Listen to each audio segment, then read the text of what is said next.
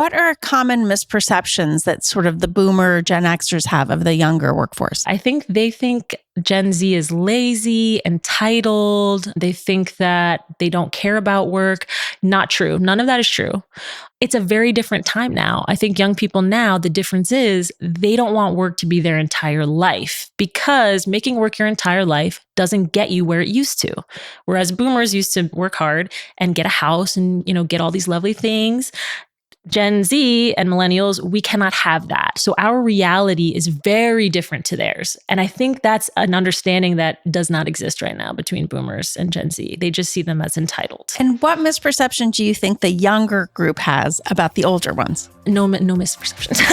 I think they have it correct.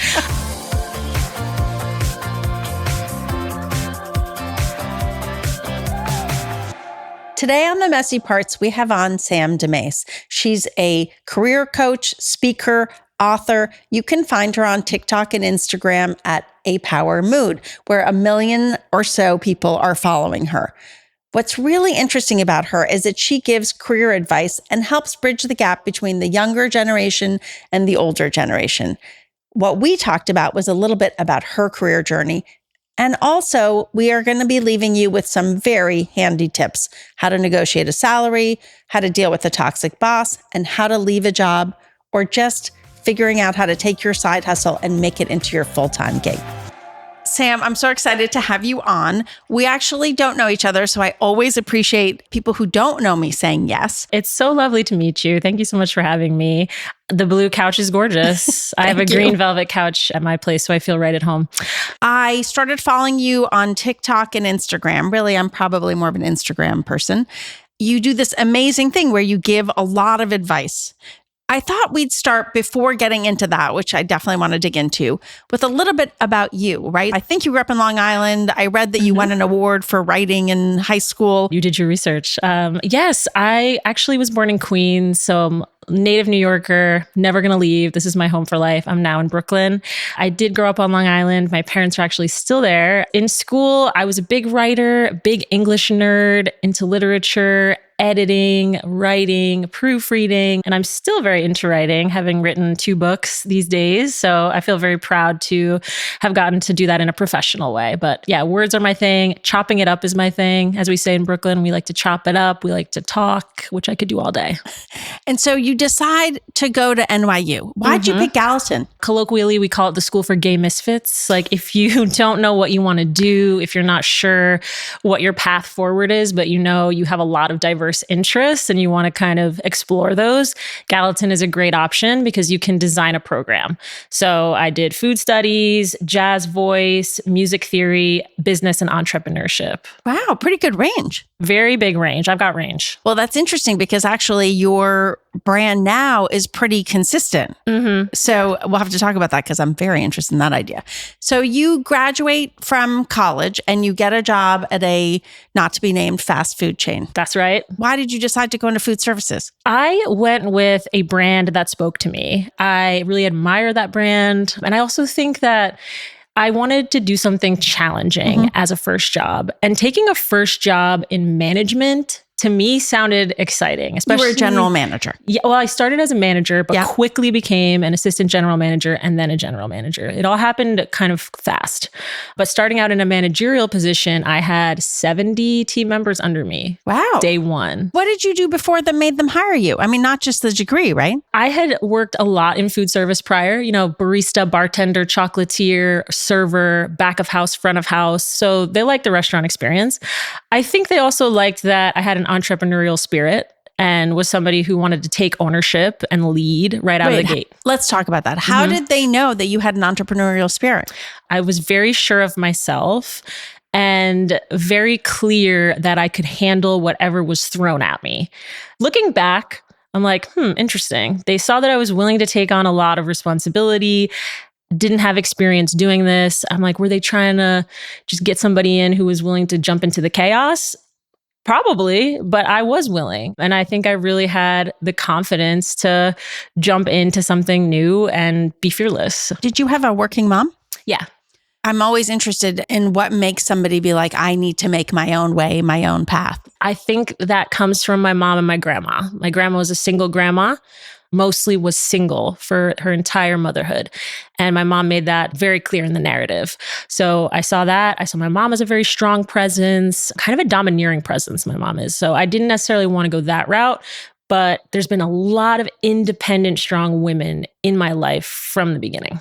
And when you decided to go to study something that was ambiguous, did they support you or did they think that was a crazy idea? They were very supportive, very celebratory. They said, get after it. I think there was a somewhat of an undercurrent of a pressure of, hey, make sure you have a vision. And I think I had always said, I want to own something. I want to run something. When I was a kid, I was always called bossy because I would, be the leader. All right, girls, you here, you in the back, you in the front, 5, 6, 7, 8, let's go. Very that. And I was so embarrassed and ashamed of being called bossy by everybody, whether it was men, women, anyone. Everybody called me bossy. Sammy's so bossy. Look at Sammy. She's a little boss. She's bossy girl.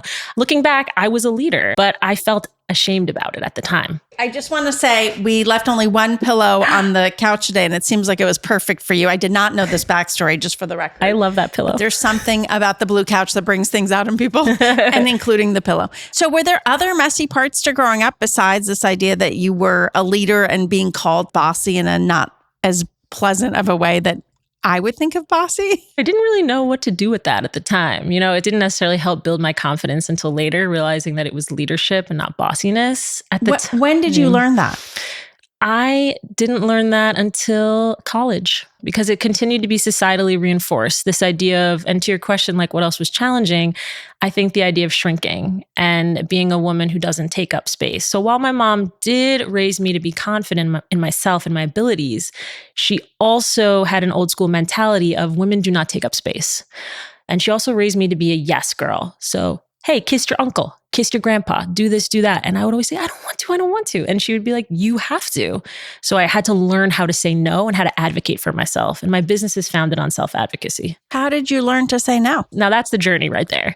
Not a lot of people know how to do that because women are set up to fail in that regard. In the way that we're raised, societal expectations, women are socialized to be quiet, say yes. If a man is intimidating to you, just appease, fawn. And that translates into, workplace, home life, everywhere. So it's not a simple answer, but I think just small steps of saying no and advocating for myself and becoming who I was, coming out, all of that really helped me to step into my power to be able to advocate for myself in a way that I didn't even know was possible when I was younger. Did you come out in college? I came out when I was 21, so just after. Just after. Okay, so we fast forward, you get a job as a manager, then a general manager at a restaurant. It's a fast food chain, so busy. Very busy. Very busy. What was that like for you? It was like being thrown into the fire. It was hard, but it was also really exciting to be making business connections, friends, learning my leadership style and discovering that I had a really powerful voice. And I had something that some of the other leaders didn't have, which was this high EQ, this empathy that I was able to bring to the table, which endeared me to a lot of the team. So our team was a lot of young people. And I was young at the time too, my age and younger. You're still young, I'm pretty sure. I'm still young. I identify as young. Thank you. And I really felt like I could connect with them in ways that these other managers weren't. I think a lot of people had more of an authoritative leadership philosophy at the time there. However, what they were teaching was an empathetic leadership style, which came naturally to me. You bring out the best in everyone, you bond with your team, you show up authentically every day at work, even though the work is nightmare hard some days. What does that mean, show up authentically? I mean, I love that we now have all these words. I just want to know what that actually means to you.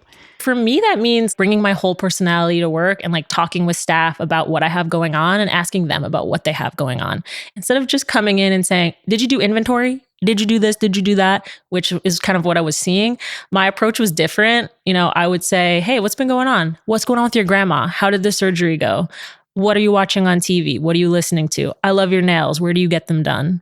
Oh yeah, I just came from here. I just did this. We were connecting on a genuine, real level to show them that work isn't the be all end all of our lives. Okay, so you stay there for, I think, about a year. 2.5 years, yeah. Oh, 2.5 years. And then you pivot to a company called One Fine Stay, which was kind of like Airbnb at the high end of the market. Yes, right? That's right. I used to work at Hyatt and we owned a part of One Fine Stay. So randomly, I do know something about One Fine Stay.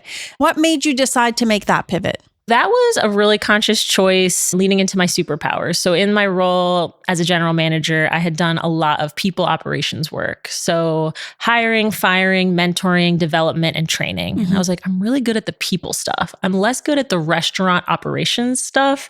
Struggled with inventory, struggled with some of that, but I was really good at the people element. So I said, you know what? I need to pivot. So I was able to pivot over and be a human resources and recruitment manager there, which was like a really great experience. How did you find that job? It was just through classic job board channels, traditional job market, not like any backdoor referral, nothing like that, just classic job market. By this point, did you have a mentor or somebody who guided you, or was that your mom or your grandmother? Throughout my life, I've had what I would call situational mentors. I haven't had like consistent, somebody who I always go back to, but I've had situational mentors, and I've been a situational mentor for a lot of people. Wait, what is a situational mentor? I think for me, it's probably something I made up, but I say it a lot. Situational mentor is somebody who helps you through a specific time because their skill sets relate. So for me, I'm a situational mentor for women who need help advocating for themselves, whether that's in a relationship, at work, you need to get a raise, you need to escape a toxic boss, you need to stand up to a colleague. I'm really good in those situations. I'm not a good mentor for every possible scenario. So if I was trying to transition, right, from restaurant operations to human resources, so I didn't have a situational mentor at the time, someone who had done exactly that. But I did have a mentor who had worked at the restaurant who I was close with, who helped me navigate that interview process. And was it hard to convince One Fine Stay about your pivot? Because they're like both hospitality, but you don't know anything about HR. 100%. And this is where I think my skills came in handy of being able to smartly tell a story and to draw parallels between my experience at the restaurant and the value I could bring to the team at One Fine Stay. And I teach that now. I teach parallel pivoting, which is a term I believe I coined about how to switch careers successfully. What you do is you know your superpowers and tell a powerful story about how your work experience that's different will actually add more value to the team than if you had had the traditional experience. It's so interesting because I often tell people, I was an executive in residence at Columbia a couple of years ago, and I would tell young people to come up with a story that would demonstrate their superpower. When I was in college looking for a job, I had put together this booklet and I'd mailed it to The Gap. And long story short, somebody from The Gap, in fact, the CEO called me.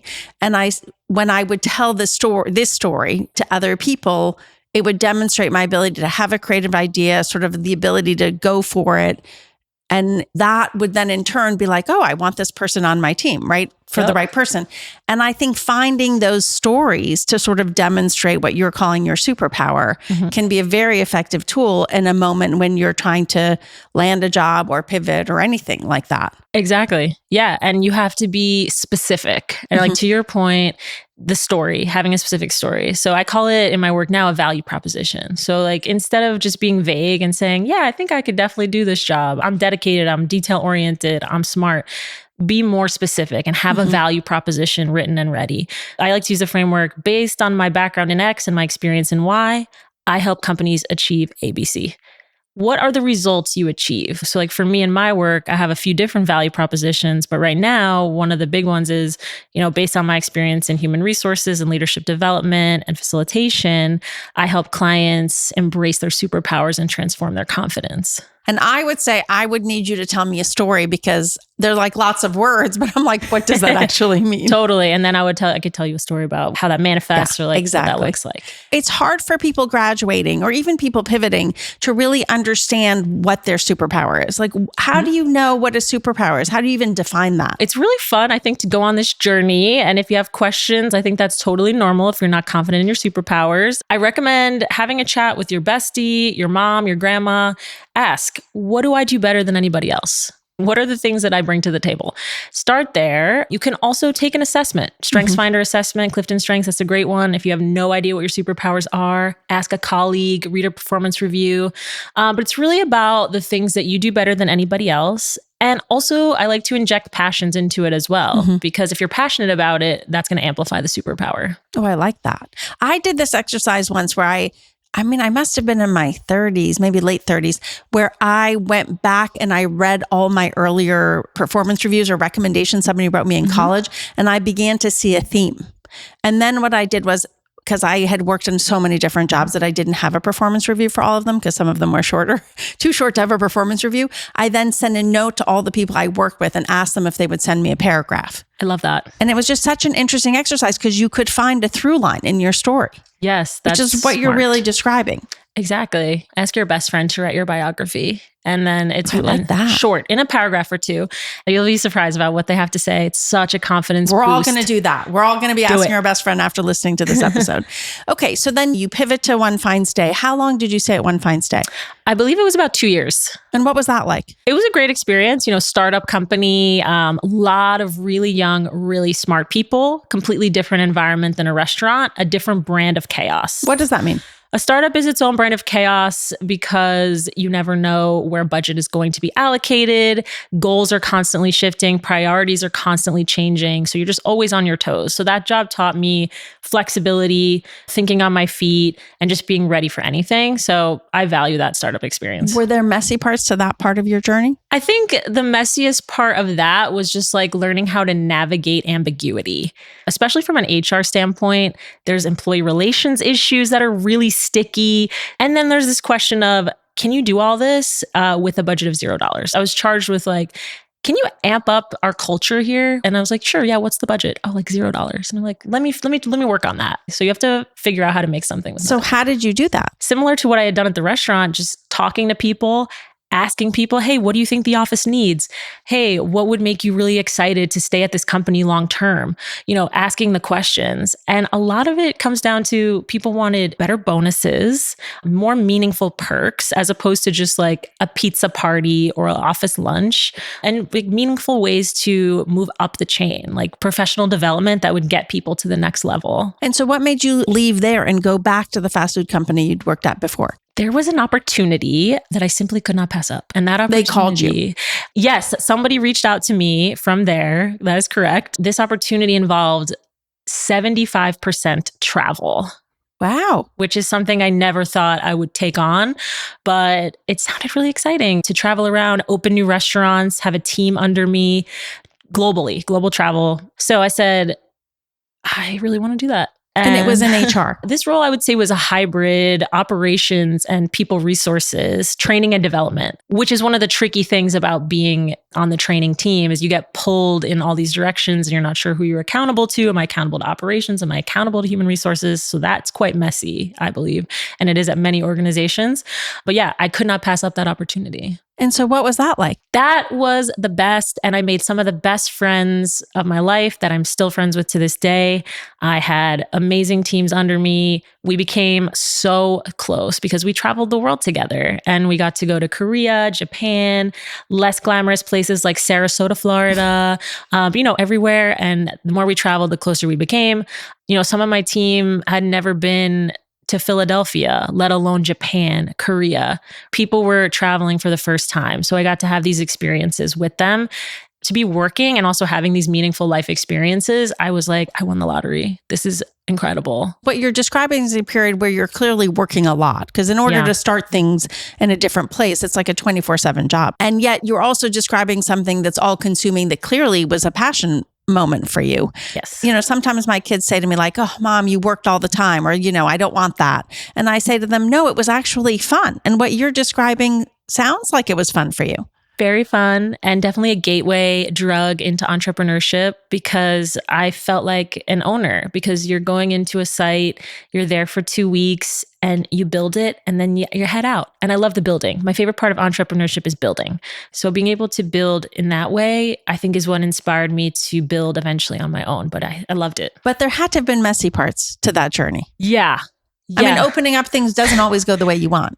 Yeah, it was honestly the most stressful time. In addition to being the most fun, also so stressful because I couldn't have a life because you don't know when the plumbing's going to get turned on. You don't know if the electricity is going to be out. You don't know if you're going to show up to the site and it's a pile of rubble and it's not actually a restaurant yet. Like there was a lot of communication struggles. So yeah, I had no life and I struggled to just be able to show up and be myself every day because it was so chaotic and busy and stressful. But you stayed at that job for a while. Yeah, I got promoted and moved up and I was eventually a director. Messy also, though, in the sense that I had all these friends in the organization. And I feel like that can also be complicated too, because you don't want to let them down. And then at certain points, I disagreed with the organization on certain things. And I felt like I couldn't make meaningful change. And then I'm letting my team down. And that was really messy and hard. Sometimes there'll be a situation where you have a friend who's a colleague or someone who works for you and they make changes and you have to let somebody go. I mean, that's, I think, one of the challenges about this idea of friends at work, or you get promoted and now you're their boss. Like there had to be messy moments, particularly if you have high EQ. That definitely came up. I definitely had to fire people who I cared about. I'm actually really glad I had to do that. It's hard AF. Like it's difficult to look someone in the eye and be like, I've given you 5 chances. But the thing about that is you have to be transparent and authentic. So I would always give people that heads up. If you're on a path to being fired, it's not a surprise because we've had multiple conversations about your challenges, about areas you can grow. And that makes the conversation easier. It was always my goal to like hug someone or have a handshake at the end of a firing. Doesn't always happen that way, but that was always my goal. I mean, having worked in hospitality myself, you had a lot of people who were younger than you. There's so much that gets written about sort of this younger workforce and how they're entitled or they need boundaries or, you know, there's just so much misunderstanding between the generations of some of the people who are in power and some of the people who are still coming up. What was that experience like for you? I found myself in a role where I was always bridging that gap. You know, I'm a millennial. I've worked with a lot of millennials and Gen Z and also older folks, Gen X and boomers. I have always been somebody who is advocating for the younger generation and explaining that to the older generation and saying, hey, where can we find harmony here? And translating things for them. And I think that's why I became close with a lot of the younger team and became a mentor because I like to listen. I like to understand and I like to help you be your best self, whatever it is you need. What are common misperceptions that sort of the boomer Gen Xers have of the younger workforce? I think they think Gen Z is lazy, entitled. They think that they don't care about work. Not true. None of that is true. It's a very different time now. I think young people now, the difference is they don't want work to be their entire life because making work your entire life doesn't get you where it used to. Whereas boomers used to work hard and get a house and, you know, get all these lovely things. Gen Z and millennials, we cannot have that. So our reality is very different to theirs. And I think that's an understanding that does not exist right now between boomers and Gen Z. They just see them as entitled. And what misperception do you think the younger group has about the older ones? No misperceptions. I think they have it correct. I think myself as a millennial, being raised by boomer parents, I think we need a little more empathy from them. I think they're a little devoid of empathy because they're experiencing their own trauma that is unresolved. So what is the trauma they're experiencing? I believe that a lot of the boomer generation who did not go to therapy has so much going on up here that they project a lot of negativity onto their kids and their kids' kids. So that's a whole other... Wow, this is fascinating. Okay. I have some strong opinions about that. But I think Gen Z, like, they want to know the why behind things. So if you want to come back to the office, for example, return to office, they will not accept a return to office mandate that is simply a mandate. They need to know the why behind it. Okay, great. Why? Am I getting professional development opportunities? Do I get to work with a team in person? Just a reason. Otherwise, it's perceived as a grab. That's so interesting because I was doing research on another guest that's coming up who's a founder, and she had the wherewithal to say, I am not a good manager. I'm a really good founder, but not a good manager. Having worked in lots of different places, including for founders, sometimes founders have a lot of vision, but are actually terrible at the people part of the equation. And she was saying, you know, I don't have time for the why because I'm working 24/7 trying to make things happen. This was not a boomer. And her whole thing was, you know, I just need you to do things. And otherwise it's faster for me to go do it myself, right? But there was a recognition that that actually made her not a great manager on a day-to-day basis. That's fascinating. And it doesn't have to be her. She would just delegate that to someone else. Exactly. Have somebody else tell the why. You go back to the fast food company. You're there for a stretch. What makes you decide to leave? It was many, many factors piling on. And I think I could have left sooner, but I think I kind of was hanging on and trying to make it work because I loved all my friends that I worked with and I do love the company. But it became tough because I had started a business on the side. Oh, you had already started the business on the side. Started. Yeah. Did they know? Yes, they did. And they did not like it. They were not thrilled. Well, what did they say?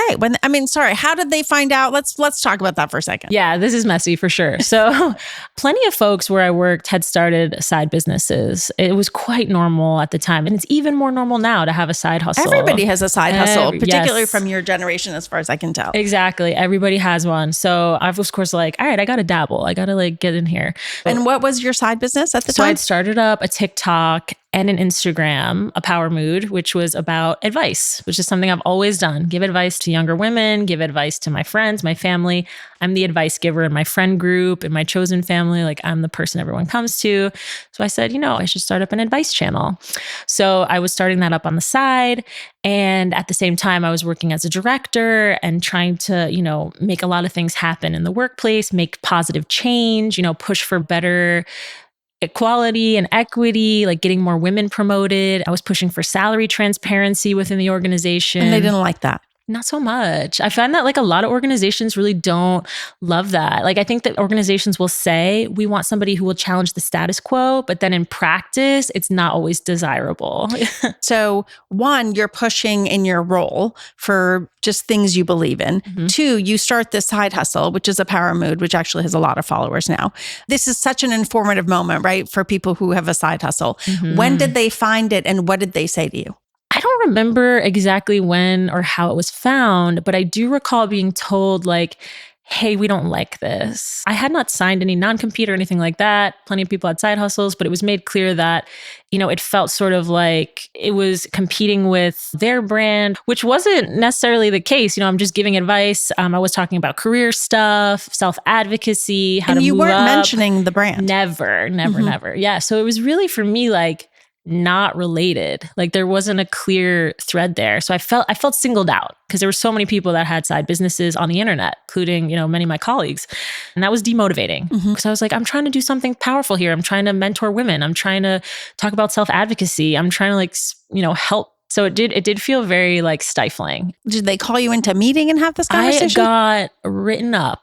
I got a formal write-up, which I had never been written up for anything in my life, being, an honor student, somebody who loves to people please and be that good girl. So for me getting a write-up, this was sort of like a good push, kick out the door for me a little bit. I'm going to go with it. Had to have just felt terrible when you got it. Did it feel bad? Super shitty. I felt kind of betrayed, to be honest, by them because I had given my heart and soul and worked really hard, great metrics, delivering amazing metrics for the company, the team.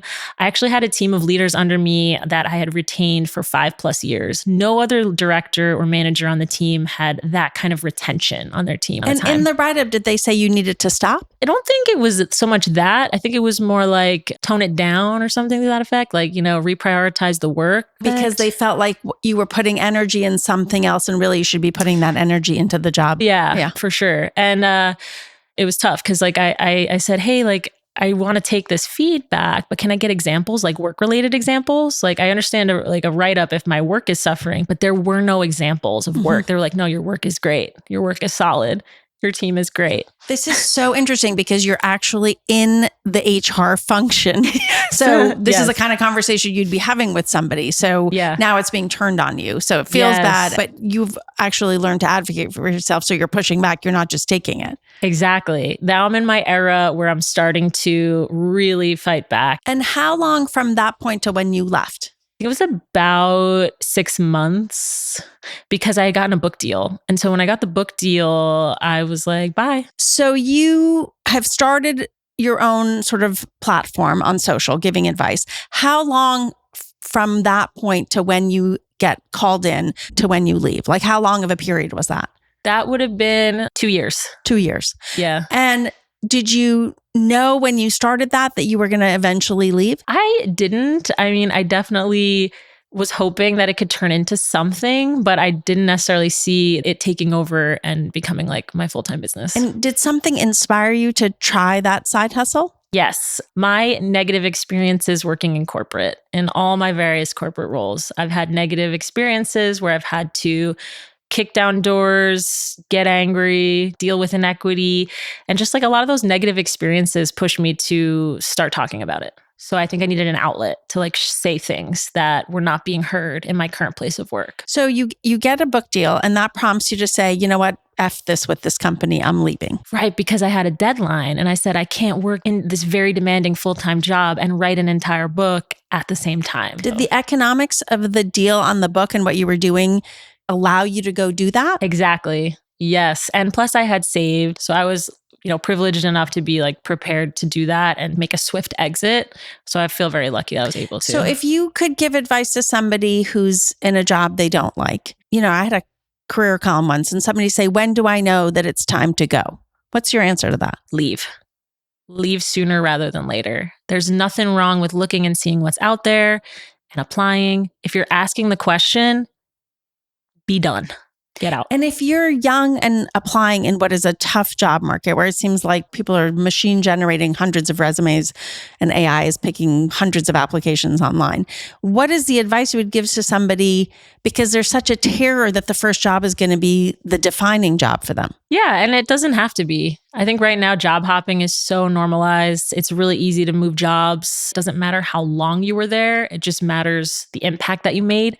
So as long as you can articulate that, like that's really all that matters. And if you have a value proposition that's strong, that will get you in the door for interviews. It's interesting because in my generation, job hopping was very much frowned upon. Mm-hmm. And I definitely moved a lot of jobs. I often joke I've had over 60 jobs. But you do think that that's more normal now? Very much so. And I know some recruiters. I used to be a recruiter. If you can add power to the story, if you can say like, I added value to this team and be clear about that. If you didn't do anything in the job, that gets a little more messy. But if you can be very clear about it, there is nothing wrong with being at a job for a year or less. And having this conversation, we both make it seem so easy. It's so easy to pivot or, have a side hustle that then becomes your full-time job. And it's even more glamorous than the job you have. It's a hard job market, right? And there's a lot of fear out there. We read headlines about layoffs. How does somebody who is risk averse or reading those headlines get over that hump? Take it slow, take it easy. If you're employed right now and you're kind of afraid, it's low risk and high reward to start searching. I think a lot of people forget if you want to start something up on your own, do that while you're employed. Start up your little freelance side hustles. Start small. You don't have to have a logo and all these things. Just like start working on something that brings you joy in small doses. And that can help you see the light and kind of move forward from where you're at in the dark place. It actually gives you hope. Exactly. So now we enter into your latest chapter, right? You have over 800,000 followers. You're on TikTok and Instagram. I mean, it's funny. I gave a talk about a podcast at a 50 plus community over the weekend. The first question was, what is a podcast and where do I find it? Oh, it's fascinating. Wow. And then the next question after I showed them a clip of the podcast on YouTube, they said to me, if you're mentoring people, why are you not dressed up? I mean, it was just such an interesting generational moment. And I was like, well, we're trying to have a casual conversation on the couch. I don't usually dress up for that. But, there is this incredible generational divide. And so here you are, living out loud, sort of on social media. What is that like? Because in some ways your life is public now, right? It's almost like you're a celebrity. You are your brand. And then what is it like just on a day-to-day basis for people who don't really know, particularly older people who might be listening, who are looking for what is a podcast? What is your job, right? Because they say to me all the time, they're like, we meet all these young people or we go sit down with our family and we never know what they do. Sometimes I'll be like, yeah, my job is giving advice on the internet. And a lot of people are like, what? For the older generation, I'll say, I'm a consultant, which I am. I work with businesses. I work with individuals. I dabble, but I also show up authentically on the internet and give advice to strangers. So it's a mixed bag. I would say the hardest part is sharing the messy stuff and like talking about, coming out or talking about my mental health journey or talking about days where I don't want to film and I don't want to post because it's hard and it's exhausting. It's interesting because your brand is really about being strong. It's about power, right? And yet we all have messy parts. So in those days where it's hard to film or you don't want to get up, how do you push through? I give myself permission to not. You don't always have to be on your power mood 24/7. That'd be unrealistic. It'd be crazy. So I give myself permission to rest. And that's hard. That took me a while to get to that place because I used to just want to work and push through and power through and go. So I reject that mentality. And if I need to rest, I need to shut things down, I'll do it. And sometimes I'll talk about it, on stories or on TikTok or whatever. This is what's going on with me today. If you're feeling the same way, like take a mental health day. And do people respond to that? Absolutely. Yeah. I think people want to hear that. I think people want to hear that it's okay. Yeah. In the dystopian times we live in, that it's like okay to take a rest, take a breath. You don't have to be confident 24/7. You don't have to be delivering and productive 24/7. Was it hard to come out? I was nervous to make a coming out post online because it just feels like this ceremonial thing. Straight people don't have to come out. Why do I have to come out? That's a good point. Yeah. But the response was like overwhelmingly positive, and it ended up being like my most liked post of the year. I was really moved. So you're learning almost to be even more authentic online, right? Because it's hard. Yes. Because we all sort of feel judged, right? And so this is your place of work. Online is in fact your place of work. It's like showing up at Hyatt on a day-to-day basis. Yeah. And I think like the more authentic I became, the more I liked my work and the more I found my authentic clients. You found your people. I found my people. Yeah. When I was hiding parts of myself or like not sharing certain things about whether it's mental health, queerness, like that actually pushes people away and also draws in the wrong people. So once I figured out like, okay, I'm just going to go 100% all in, be my full self online and in real life, that actually draws your people to you. And then I started finding my ideal clients. I started getting better speaking opportunities. I started getting better brand deals. Like things started to fall into place in ways that I couldn't have strategized. I'm going to have to ask you about your mental health journey. Also something I didn't know anything about in my research for you. And as you know, I go deep. What was that? I think like a journey of experiencing anxiety and depression and not having necessarily access to therapy or medication because in my family it wasn't spoken about. So I just really wasn't aware like what my options were. But then I did eventually get into talk therapy and eventually got into medication. I'm going to have to unpack this because, I know a lot about mental health issues. What period were you feeling anxious and depressed? And what did that look like? Because I'm definitely somebody, my son likes to say that I channel my anxiety into work. So, if I'm anxious, the first thing I do is like get on the computer and start working. How did that anxiety show up when you were busy? Because frankly, when you're busy all the time, you have no time to process anything. It's like you're just hiding it all someplace. Yeah. And for me, it showed up as insomnia. Or as physical stress, oh, I can't breathe, insomnia, I could not sleep. I was up all night, all hours. I'm like, something is wrong here. The body will tell you what's going on. And that's what happened for me. I love talking about it because I think it's the thing to normalize since so many people actually struggle. I guess that's why we're doing the messy parts. So now you actually have a deal with ZipRecruiter. You have brand deals. Tell me what that's like. I love working with ZipRecruiter. So like I said, I'm a consultant. I represent them as a career expert on behalf of job seekers. So I do job seeker advocacy, career advice, salary negotiation, all of those things. I talk to a lot of media outlets. We talk to Forbes, Business Insider, NBC, Time, you name it. And we talk about the job market. We talk about how job seekers can carve a path forward, even in these current times. Do you find that there are more people of your age or younger starting businesses? Yes. It's hard to get into a corporate job right now, unless you know somebody or you have 8 months to apply. What you can do tomorrow is start up your own thing. So I think it's really empowering to see freelance and consulting really rising. For people who are in a job, right, and they need that salary, really their side hustle isn't enough or they still need to get promoted, right? I like to have a plan A, plan B, and a plan C because you don't quite know what's going to work out. What advice do you have for them to keep performing at the job and moving up while also sort of being open to other things that the universe might have in store for them? I would ask them, can you lean into the things you like about your job? And can you back burner some of the things you hate? Because when you lean into the things you like about it and are good at, you're going to produce better results for you and the company. And that takes some conscious thinking. Okay, what am I good at in this job? What do I actually like doing? You might have to talk to your boss, carve that out, say, hey, these are my passion projects. I want to dedicate more time here. These are the results I'm expecting to see. What do you do if you have a boss who's a toxic boss? Oh my gosh, I get asked this question every day. It's amazing how many of them are out there, apparently. Yeah, there's so many. I think it starts with a dialogue with the toxic boss, unfortunately. And a lot of people don't want to hear that. But I think you do need to open up a dialogue with them as a first step because you don't know whether they're going to be receptive or not to that dialogue. And you at least have to do it so you can tell HR that you tried, because it's the first thing HR is going to say to you. They're going to say, well, did you talk to them? So you have to talk to them first and say, hey, this is what's going on. This is how you're making me feel.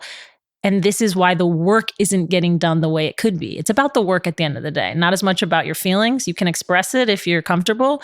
But I always like to say, if we could work together in this way, we would be set up for success and the work would be better. I would say the other very important note is to take notes, because if it doesn't go the way that you would like it to go, you need to have documented that conversation. Document everything. I'm a big advocate for documenting everything. Timestamps, receipts, because when you go to HR, you're going to need to say, these are the things I experienced with my boss on these dates at this time. This is what they said. The other thing we need to talk about is you get an offer. Mm-hmm. What's your advice when you get that phone call and they say, you've been given the offer? First of all, that's so exciting. So I always say you can express gratitude and ask for what you're worth in the same sentence. So just say, thank you so much for this offer. I'm so excited about the possibility of joining. Can you send me everything in writing so I can get back to you with questions? You don't accept over the phone, but you do show gratitude and excitement. You need to review everything first and you need to negotiate.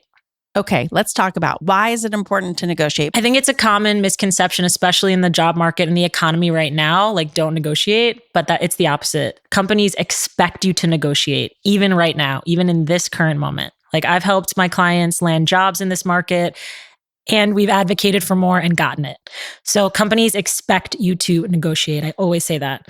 Well, I mean, and I would say as somebody who's made a lot of offers or who had teammates who've made offers, we always know that we have wiggle room in the offer. Nobody comes to you with their best offer out the gate. Exactly. And I've said that so many times, from working behind the HR desk, the recruiter desk, the hiring manager desk. We always have a little bit of wiggle room for the right candidate. And even if they don't have wiggle room, you're indicating that you're ambitious in that moment. Exactly. It's a win-win, because a lot of people say, well, what if they rescind the offer? To that, I say it's extremely rare and you just dodged a bullet. Because if they rescind an offer, imagine what they would have been like when you were trying to advocate for your raise the next year. It would be a nightmare to work with them. That's correct. You've learned something about them. Okay, my final question before we go into rapid fire is, what's the best way to resign a job? The best way to resign is to do so briefly and elegantly. You know, to just say, I've really enjoyed my time here. I've appreciated learning from you. I'm ready for my next opportunity. My last day is going to be August 28th. And don't send that in an email. It really depends. It really depends. If you're working a corporate job, I would say have a face-to-face with your boss, set up a meeting and just communicate that and say, I'll follow this up with my resignation letter in writing. Now, if you have a toxic boss situation, you're terrified that they're going to have a meltdown or your safety's at risk, you can send an email and copy HR. I'm with you on that, but we're going to hope nobody has a toxic boss, that everybody can elegantly say, I'm moving on to my next thing. Okay, we're going to do rapid fire. A karaoke or walk-on song you'd pick? Valerie by Amy Winehouse. Nice. A food you'd bring to a potluck? Chocolate chip cookies. An alternate career you would have picked? Choreographer. What are you watching? Couples therapy. What would somebody be surprised to learn about you? I do line dancing. One last piece of advice you'd leave everyone with? Ask for more. Amazing. It was so amazing to have you on the couch. It was even better than I could have imagined. Thank you so much for having me. It was amazing. Thank you for listening to the whole episode. And you know what I'm going to tell you. Subscribe, like, listen, review, all those things, and tell 10 friends.